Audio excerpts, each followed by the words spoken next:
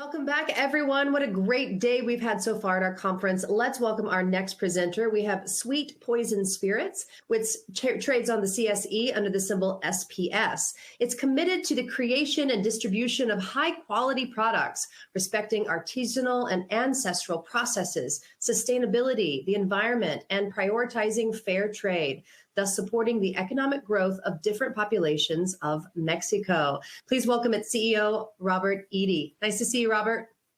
Thank you, Anna. Thank you for the introduction, and happy to be here to present on this wonderful day.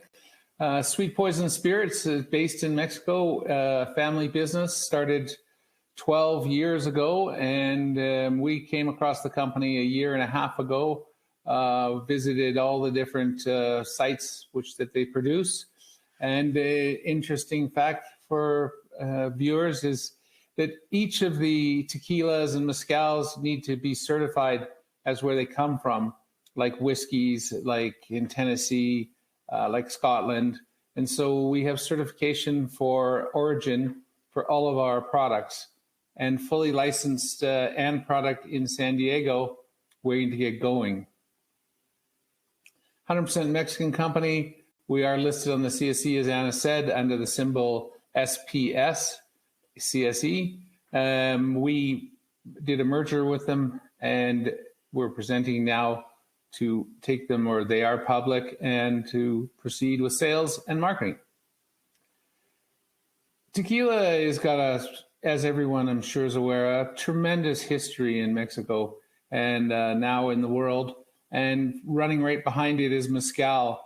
If you read various different publications around the liquor business, you see that they expect mezcal to be in par with vodka and as well as tequila.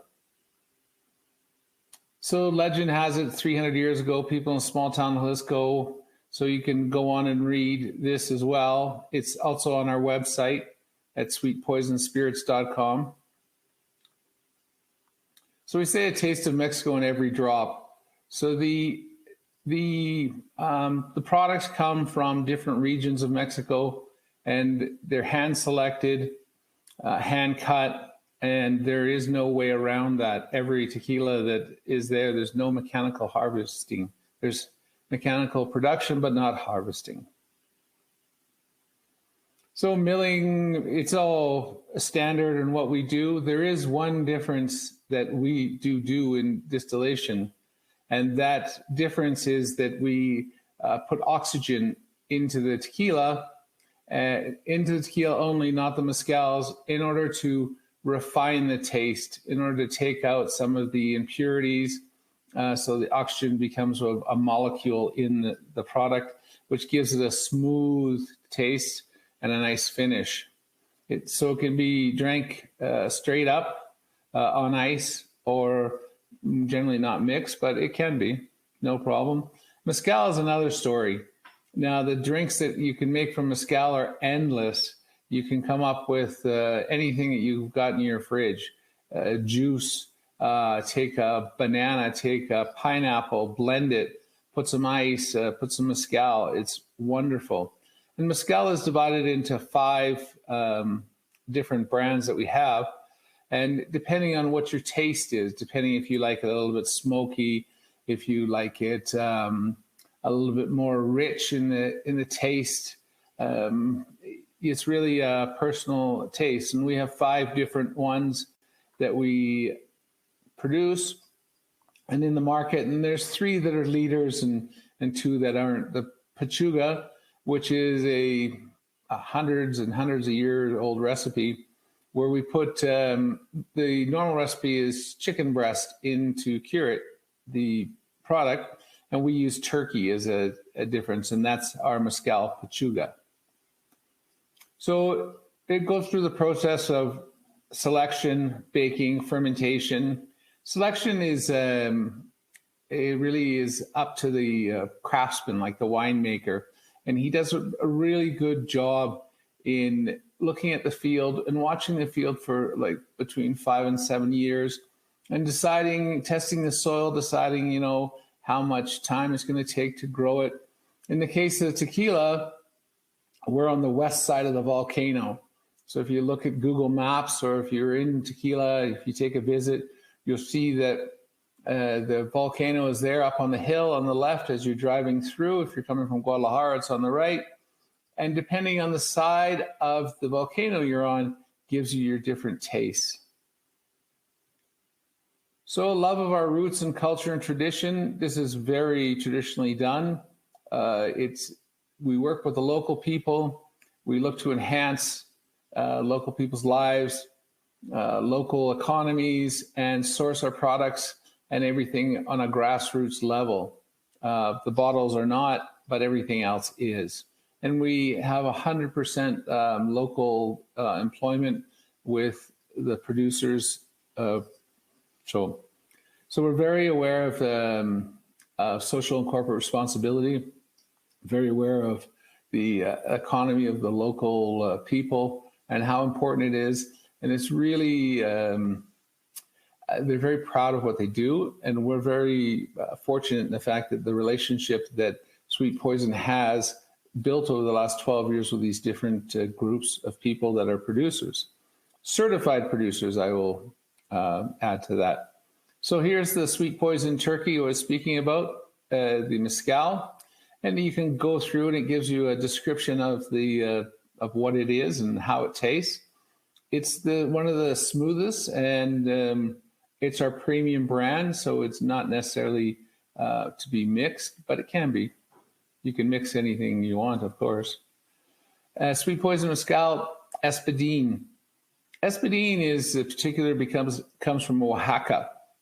And Oaxaca in Mexico is south of Mexico City, and it's where all of the really cool art comes from, and the natural colors and the incredible food flavors. There's 400 subcultures in one state. And there's usually, I would say 20, but here there's collectively they say about 400. So the recipes and the products that come out of Oaxaca are amazing. And I've been several times. The art that's made is made from natural berries. That's where they get the red from. So the Espadín is special in itself because it comes from this region and it comes from the mountains. And they bring the agave down from the mountains, and it's grown in very secret locations, but non-accessible to tourists or anybody touring or anybody looking to purchase. These are very private ranches, and we have a great relationship and long-term supply. Young mezcal. Now, joven in Spanish is young. Young mezcal is not aged, it's not kept, it's basically produced. And it's now something that you would mix and you would have fun with in different cocktails. On our website, on sweetpoisonspirits.com, we have different recipes. Like I said, it's very versatile though. Take some juices out, take some salt out, look in your fridge, your fruit basket, blend it, mix it, and it's fun.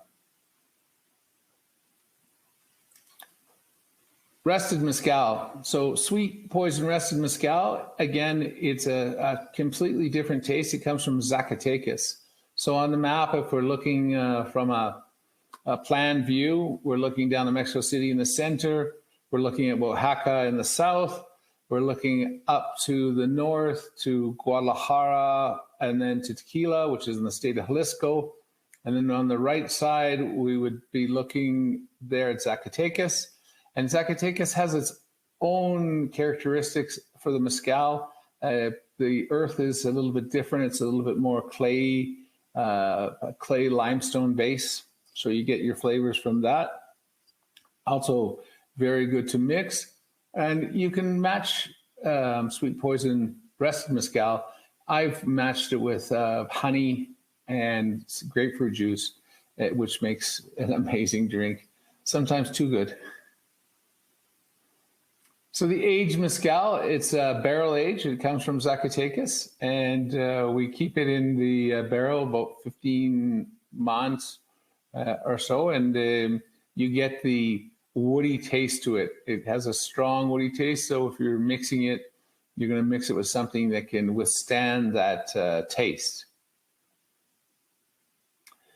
Salvador Gomez Martin Alba was a Mexican entrepreneur and producer. He is the founder with his brother, and his other brother was involved. Now there's just the two of them.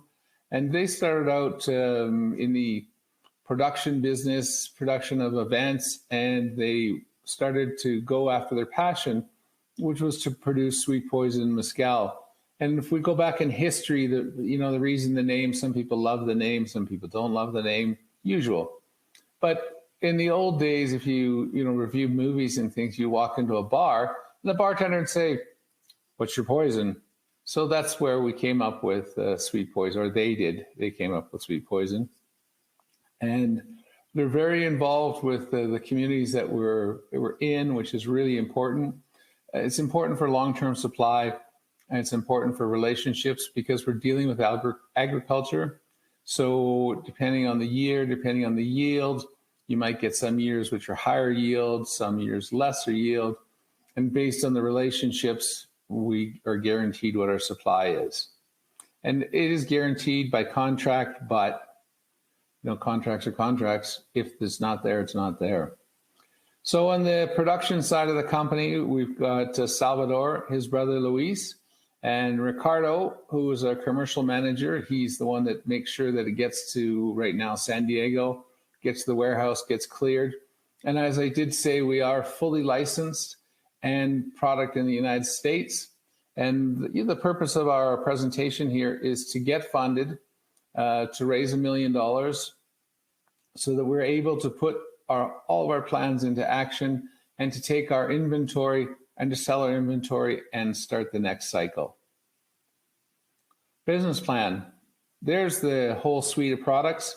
From the left, the tequila, then the Joven Mezcal, and then to the far right is a 375 milliliter, like a half bottle of tequila, which I really like the size of it.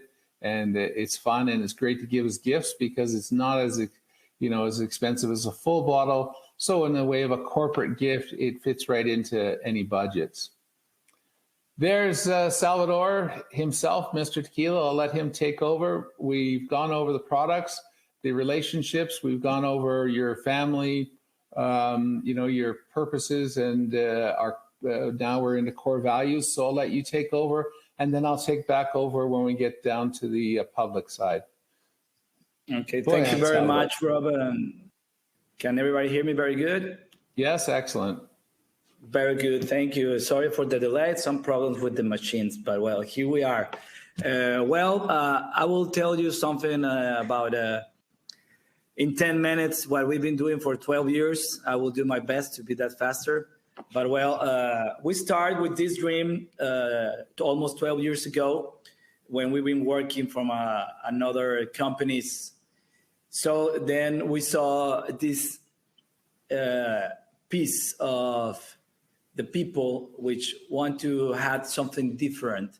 So that's how we start to think how we can bring Mexico thinking more in tequila and show the world that we're different. In Mexico, we are not anymore like the revolutionary country, the train, the donkeys. So that's why we plan or thinking about tequila. And starting as a name, a common language, which is English around the world.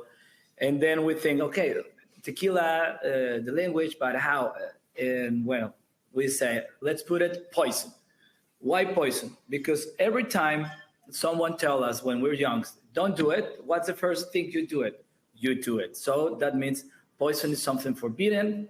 So let's go against the common sense for everyone. And well, we start with the name. And we added the sweet because the sweet is something could help us to make a lot of marketing different with this thing of the bad and the good for all the customers. And well, that was a long process in those days because it takes a lot of time to have a trademark. And we spent like 2 years investing. And well, now it's more easier. And well, once we got the name, we start with the looking, and we try to do something good looking. something, you see it and you say, oh, that's nice. And then the second thing is when you fall in love with it, like when you saw it, then you have to try it. And then we make this special formula, which we said special, maybe secret, because we added some stuff which obviously help you. If you are a party guy and if you enjoy the party with us, you ain't gonna have hangover. I can bet it. Of course, all depends on the quantity. In a normal consumer, you can have a very, very good pleasure enjoying our product. And obviously, well, then once we got the formula, then when we got the look, we start with the commercialization. We always thinking to go out of the world. So we start in the area of California, hiring some important guys and distribution guys. And well, for us, we didn't see the light. And what I mean with the light, we was working for everyone because we have to pay for the imported. We have to pay for the distribution, then for the marketing.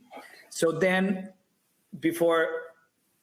after 5 years, been working for everyone, we decided to make in 2021 our own company, an LLC, and then start to invest in the permits for distribution and import the product in the whole States.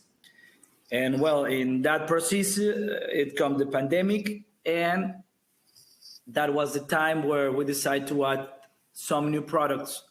And well, we thought about mezcal, which is like the new product, which it's hot in the world. And we decided to go not only with one, we decided to go with 5. And in these 5 products, well, as a matter of fact, I got them here. But the tequila, I already show you and tell you all, is very, very, very good looking. It's a very handsome bottle. And the product, you will love it. The people love it. And then we start with mezcals. I'm already telling you. Yeah, we went through them, Sal. Thank you, Robert. Sorry for them. Let's go back to the slides and go with core value, and we'll then go through the presentation. Keep going. Very good.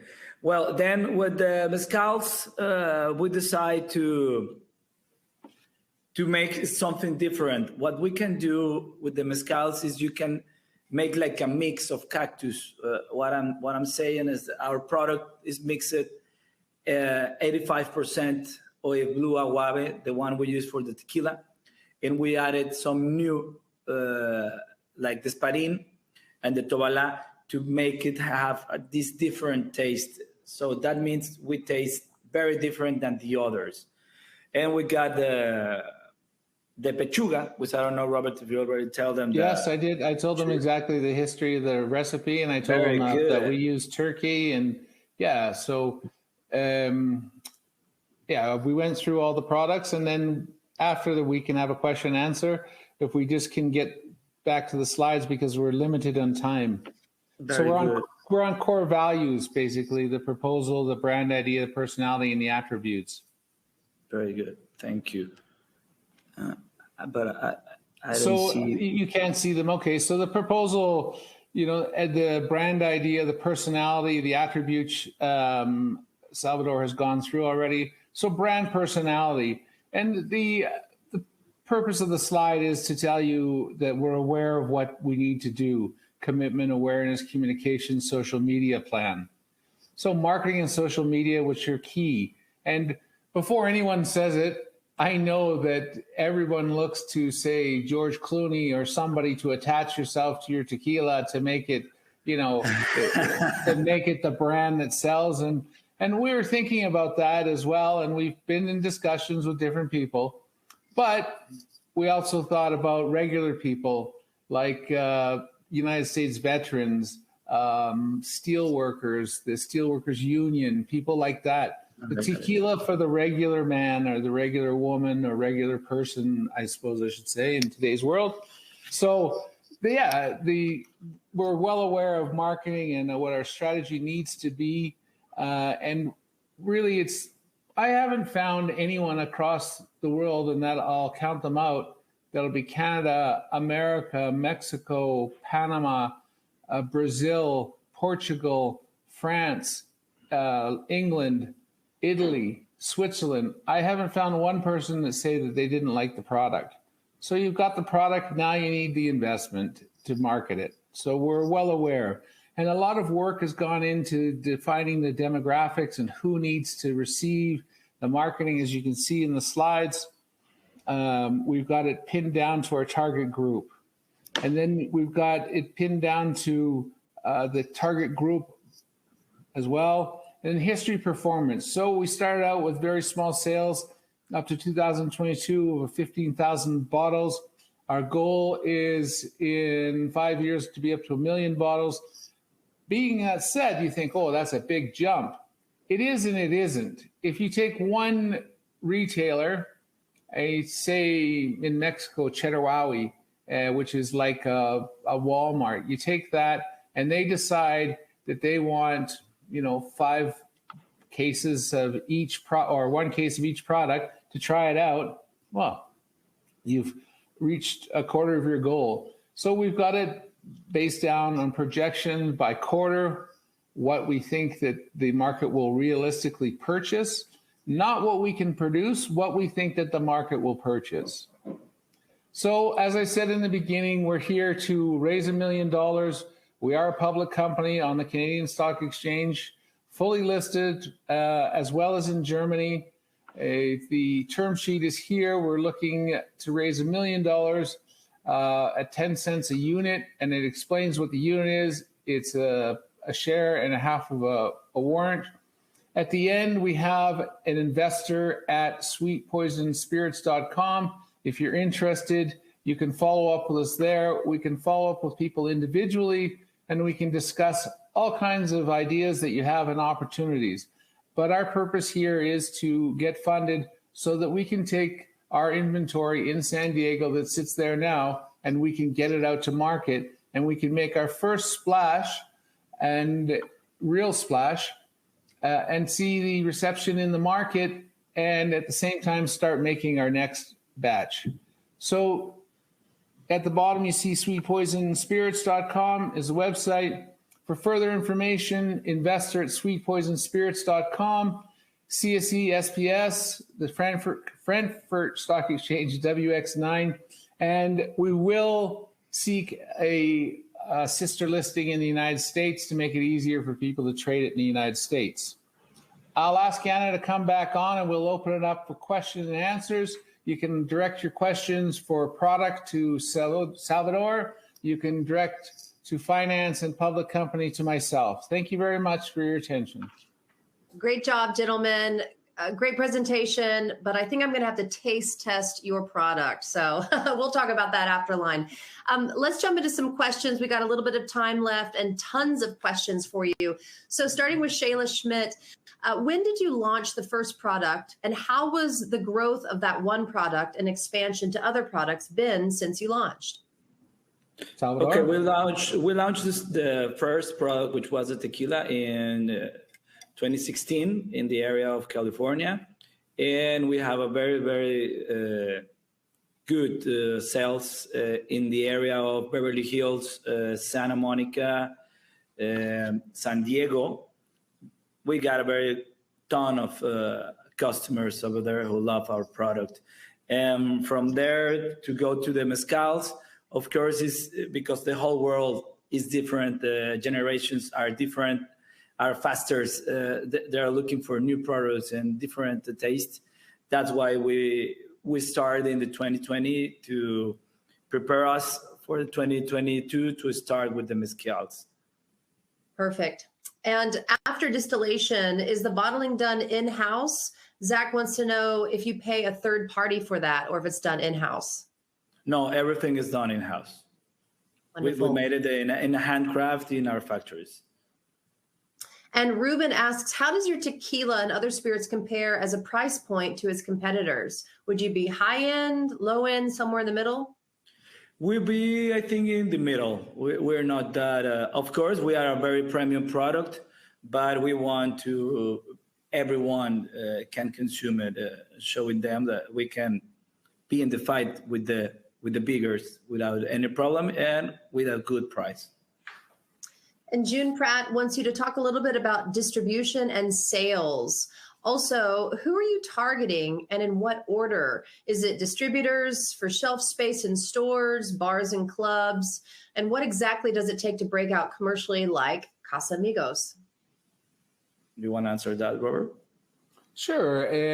The target is you target customers generally first by your marketing, or a distributor that you have that has a strong hold in that area for tequila, for bars. For example, in Beverly Hills, the distributor there is driven by the customers and was introduced to us by the customers, because the distributor gets a product and you need to sell the product. The distributor is the facilitator. The distributor generally has anywhere between 50 and 500 products. So they're not the ones selling it. We're the ones selling it. I'm not sure the Casamigos strategy. We know many strategies of what the companies have done, and they're all similar, but a little bit different. One is endorsement by third party. One is sponsorship. One is giving for every 7 cases you buy, 1 case free. Distributors like that, for example. In LA, we work more on relationships that are with local people, and we drive the distributor. So the product goes to the distributor, but it's already sold by the time it gets to the distributor. For example, in Canada, which we're going to start to export to, the customers are there wanting to buy the product, and so we find a distributor to import it for us. They're really the facilitator or the gatekeeper. I hope that answers the question. Yes, I think it does. A few financial questions as we come to the end. Simeon Harris asks, do you have a GAAP or IFRS audit? Yes, we're a public company, so we get audited every year. And can you talk about the market structure? What's it like? Shares out, current price, market valuation? Market valuation, shares out are 34 million, and it's back on the slide, I believe. If we go, I don't know, we can go back. Yeah, so there's 33.73.451 common shares outstanding with warrants where it should have much higher price.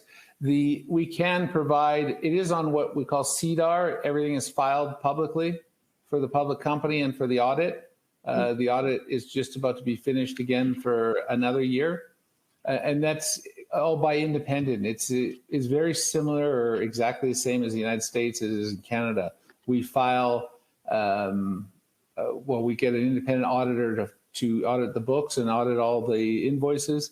The only difference is that what we have is we have an electronic market where we don't have market makers. We don't use market makers. It's a computer platform. And I think there's 5 trading platforms that are being used. And the CSE in itself is a Canadian Stock Exchange. They have a platform. So it's electronic. So you have to put everything in to the computer. So you can essentially see everything, the bid, the ask. And so that would be the only difference. Otherwise, the rules are the same. And Ken wants to know, how are you currently capitalized?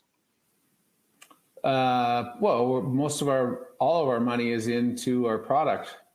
So, the company it'll go along selling product at, 100 cases a month or whatever to keep itself going. But we want to go out and we will go out and raise the money to really launch the product.